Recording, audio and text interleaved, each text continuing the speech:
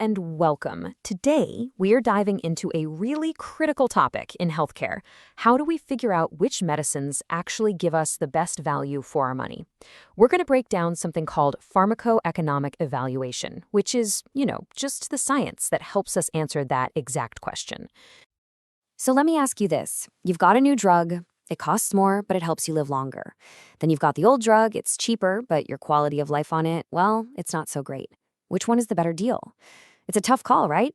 And this is exactly the kind of impossible choice that doctors and entire healthcare systems have to make every single day. With tight budgets and seemingly endless needs, how on earth do you decide what to fund? Well, that's the big problem pharmacoeconomics was designed to solve.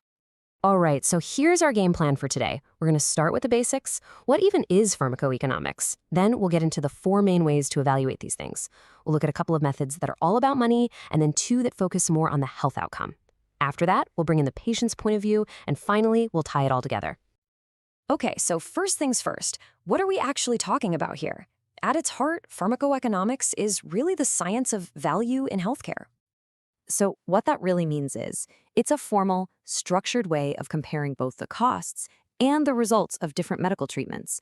It gives hospitals, governments, you name it, a framework to make smart decisions. The goal is to make sure that our limited healthcare dollars are being spent in a way that gives the most people the highest quality of care possible.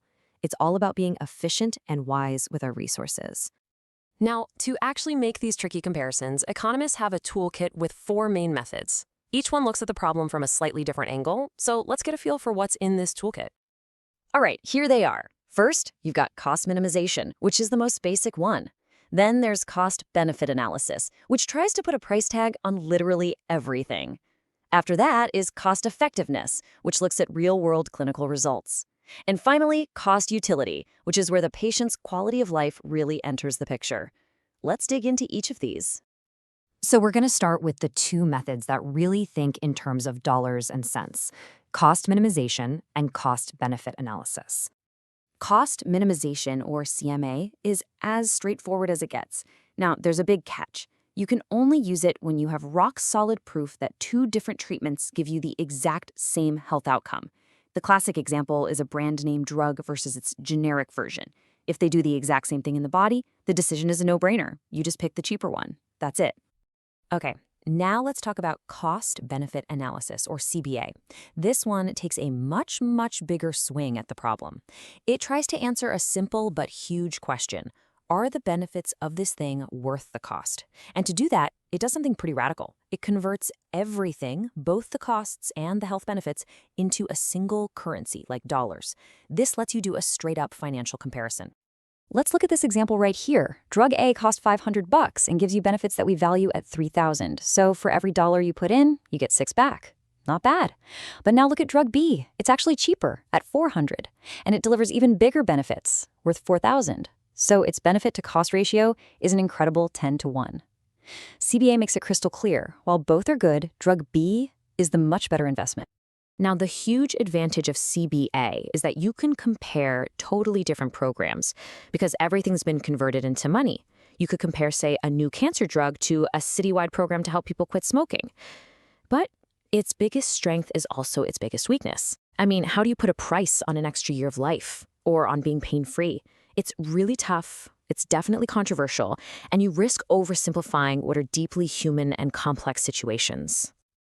Okay, let's shift gears. We're going to move on to the next 2 methods, and these ones move beyond pure dollars and start to measure health outcomes much more directly. This brings us to cost-effectiveness analysis, or CEA.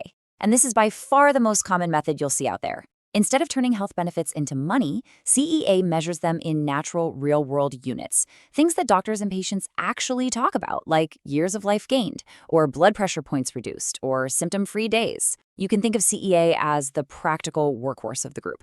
It's perfect for comparing 2 different drugs for the same disease to see which one gives you the most clinical bang for your buck. So let's run our 2 drugs through a CEA analysis. Drug A costs $500, and it buys the patient an extra 2.22 years of life. Drug B is cheaper at $400, but it only buys 1.6 years. Now here's where it gets really interesting.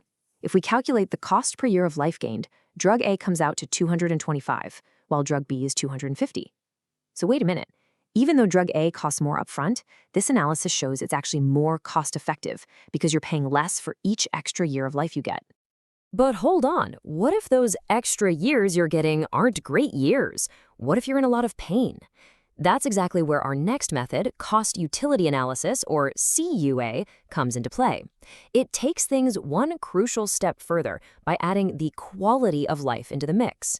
It doesn't just ask how long, it asks how well. And the magic ingredient here is something called the Quality Adjusted Life Year, or QALY. So, calculating a QALY sounds super complicated, but the idea is pretty simple. First, you take the years a person lives with a treatment and multiply it by a quality of life score, where 1 is like perfect health and 0 is, well, death. Then you do the same thing for what would have happened without the treatment. And finally, you just subtract one from the other to see how many quality years the treatment really added. And here's where the story takes a final twist. Drug A gives us 0.73 QALYs. Drug B a little less at 0.66. So drug A still looks like the winner, right? But look what happens when we calculate the cost per QALY. Suddenly, drug B is the better deal at $606 per quality-adjusted year versus $685 for drug A. This is such a great example of how factoring in patient quality of life can completely flip the script on what we consider value. A shorter but higher quality life might actually be the better outcome. And, this whole idea of quality of life leads us perfectly into our next section, which is all about moving beyond the numbers and focusing squarely on the patient's own experience. So while a CUA tries to boil quality of life down to a single number, these humanistic methods try to capture the whole picture. They ask, how does this disease and this treatment actually affect a person's day-to-day life? We're talking about their physical feelings, their emotional state, their ability to socialize. And how do we measure this? Well, usually it's done through detailed questionnaires filled out by the patients themselves. It's about capturing how the treatment actually feels to the person who matters most. Okay, so we've looked at all these different methods, from simple cost comparisons to deep dives into patient feelings. What's the big picture here? How does this all come together? Look, at the end of the day, pharmacoeconomics is not about putting a cold, hard price tag on a human life.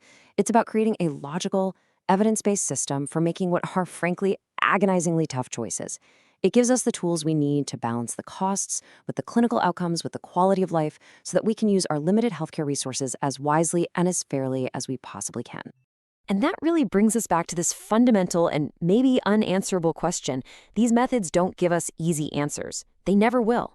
But what they do give us is a more rational, a more transparent way to wrestle with one of the most profound challenges in all of modern medicine. Thanks so much for joining me today.